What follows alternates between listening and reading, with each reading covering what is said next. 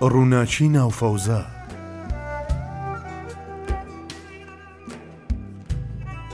ئەم چەرخەی کە تێیدا دەژین لە پاڵ شتە جوان و ئەرێنیەکاندا بۆ ئێمە هەردەم چاخی ژان و بێهیوایی بووە. تەنها ئێمە نا، هەموو ئەو میلەتانەی کە لە کاتی ڕوبەڕووبوونەوەیان لەگەڵیدا هێشتا نەیانتوانیوە ئامادەکاری ڕۆحی، فیکری و زانستی خۆیان تەواو بکەن بێ ئەوەی بە مراد و هیواکانیان بگەن. هاوشێوەی عاشقی خەنجەر لە سینەدرا و هیوایان بووە بە نائومێدی و شەوقیشیان بووە بە هیجران و پشتیان شکاوە. بە تایبەت مرۆڤی ئێمە حاڵی تەواو پەرێشان و جێگەی بەزەییە. ئەو بە درێژایی چەندەها سەدە لە هاوسەنگی نێودەوڵەتیدا قورسایی هەبوو وەک سەر دەژیا، بەڵام لەم هاوسەنگیە کرایە دەرەوە و پێگەی قاچی پێدرا.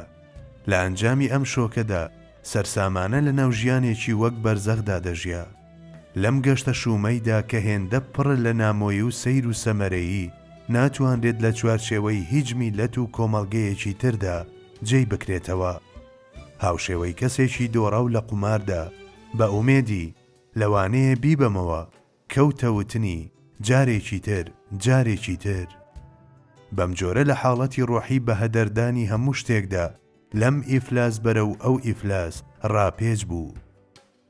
هیچ نەبێ با لەم هەموو ماوەیەدا جارێک بیبردایەتەوە، یان ئومێدی قازانجێکی گچکەی هەبوایە. بەڵام هەیهوو بەردەوام دۆڕاندی، لەگەڵ هەر دۆڕانێکیشدا بە هەڵپەیەکی زیاترەوە بوو بە خاوەنی ڕیکۆردی فری و خوراوی ئەم یاریە نادیارە. ئەو سەرانەی کە سەردەمانێک ڕویان لە ئاسمان و ئەو دەستانەی کە بەرەو ئاسمان بەرز دەبوونەوە و ئەو دڵانەی کە جگە لە بەرامبەر خوا باوەڕیان وابوو بۆ بەخشین دروستکران نەک وەرگرتن، بووم بە کۆمەڵێک سەرگەردانیوە کە بە سەرشۆڕی لە دەرگای ئەم و ئەودا سوال بکەن. ڕۆحانیەتی پەرستگاکانمان کە سەردەمانێک لای باو باپیرانمان شوێنی بەرزبوونەوە بوون بەرەو ئەبەدیەت لە خاج دران. مەراسیمەکان شەفافیەتیان لە بەرامبەر خواوە لێڵ کرد، مەعنا و ناوەڕۆکەکەیان کرا بە قوربانی شکڵ و شێوە و بوو بە گوزەرگایەک کە تەنها تەرمی گەڕۆک پێیدا تێپەردەبوون. قوتابخانەکە تێیدا پێشتر گردون وەک کتێبێک تەفسیر دەکرا و وەک پێشانگایەک تەماشا دەکرا و وەک تاقیگەیەک تێیدا سەرنج لە هەموو شتێک دەدرا، گۆڕا بەدیلی دەستی دۆگما تاریکەکان و کەلاوەیەک کە تێیدا یاسا تەپوتۆزاویەکان لە مێشتی خەڵکیدا ئاخنران. بە چاوی سوک تەماشایشتان کرا، سروشت بە شێوەیەکی هەڵە ڕاوەکرا، هاوسەنگی ژینگەیی تێکچوو، دنیا بوو بە دۆزەخێک کە ژیان تێیدا مەحاڵ بوو. ئەو نەوانەی کە پەرستگاکان گۆشیان نەکردن و قوتابخانەکان ڕۆشنیان نەکردنەوە و ئاوێزانی گەردون نەبوون و ئاسۆگەلێکیان نەدۆزی بووەوە کە هیوا بە سەردڵیاندا ببارێنێت، بۆ خۆ هەڵدانیان بۆ ناو باوەشی سەرشێتی جۆرا و جۆر لە ناو ڕووخاندن و سووتاندندا بە دوای دڵنەواییدا گەڕان. بەڵێ، زۆربەی زۆرینەوەی ئەمڕۆمان وەک ئەوەی بە تەواوەتی توانا و بەهرەی تەماشاکردنی ئەبەدیەتی لەدەستدا بێت، بێ ئاسۆ، بێ ئامانج، بێ ڕابرد و بێ داهاتووە و لە زەمەنی تەسچی ئێستادا جینگڵ دەخوات. لە ناو بێڕۆحی، بێزەوقی، ناشیرینی و قێزەوەنیەکدا کە شوێنی وڵاتی کۆن، شاری کۆن، لانەی کۆنی گرتووەتەوە، نەوە کاتێک بۆ یەکەم جار چاو هەڵدەهێنێت پارە، شۆرەت، شەهوەت، ڕیا، حەزی پاڵدانەوە و خۆپەرستی دەبینێت. ئیدی مەحاڵە چاوەڕێی شتێکی جیاواز لە مەشیان لێ بکرێت. ئەم کەسانەی کە لەم جۆرە ژینگەیەدا ژیانیان ناسی و هەتا بڵێیت برسین و داخراون بەڕووی ڕەهەندە ڕۆحیەکانی خۆیاندا، جەستە و لاشەیان بە هەموو شتێک لە قەڵەمدا و بە تەواوەتی قەناعەتیان هێنا بەوەی دەتوانێت وەڵامی سەرجەمدا خوازیە مرۆییەکانیان بداتەوە و هاوشێوەی شوێن کەوتنی توندی دینێک تەسلیمی هەوا و ئارەزوەکانیان بوون.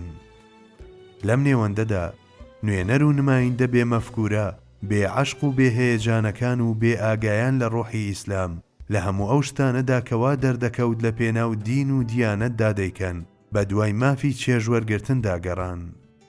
ئەمەش بە یەکجاری سەماویەتی دینە پیرۆزەکەمانی ڕەش کرد و هەیەجانی مێتافیزیکی حەشاماتە سەرسوورماوەکان و پاڵنەری فیترەتی پاچیان کە کراوە بوو بە ڕووی دینی حەقدا بەرەو گەڕان بە دوای شتی تردا ڕاپێچ کرد.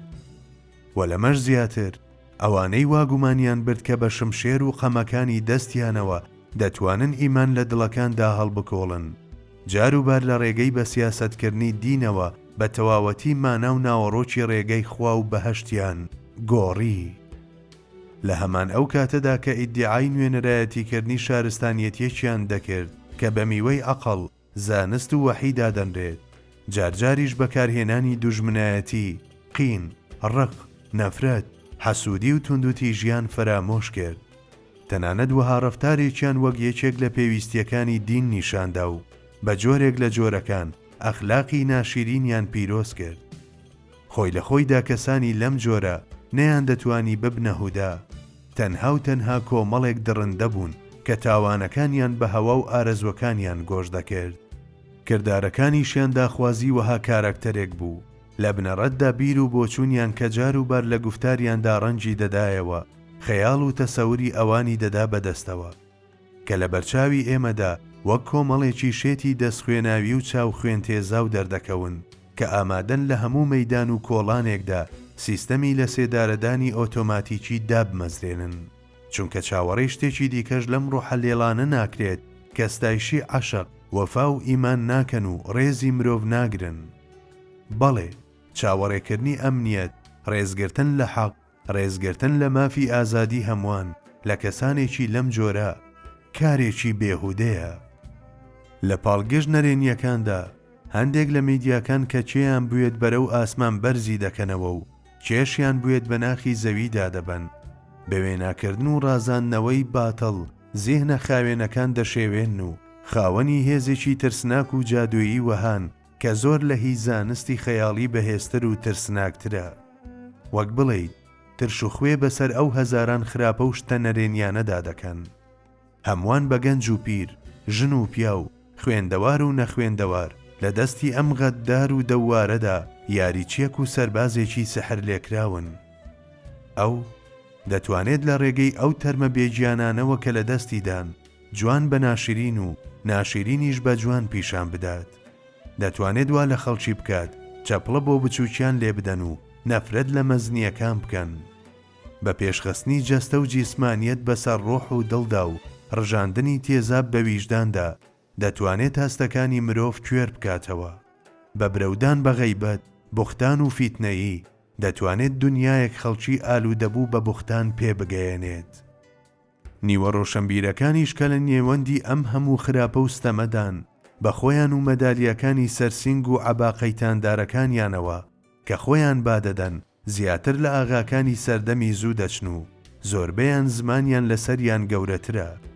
دادگاکان ڕادەستی گەمە و گاڵتە کراون، ڕێزیان بۆ مرۆڤ بە گوێرەی ڕەنگەکەیەتی، پەیوەندیان بە بابەتەکانی وڵاتەوە بە گوێرەی بەرژەوەندیەکانیانە، هەرچی پلان و پرۆژەشیانە بۆ داهاتووی میلەت لەگەڵ کە لەو هیممەتی بچووکیاندا ڕاستەوانەیە. بەڵام وا پێ دەچێت لەو گۆڕانانەی کە لە دنیادا ڕوودەدەن ئەوانیش بە حەتمی بەشی خۆیان بەربکەوێت.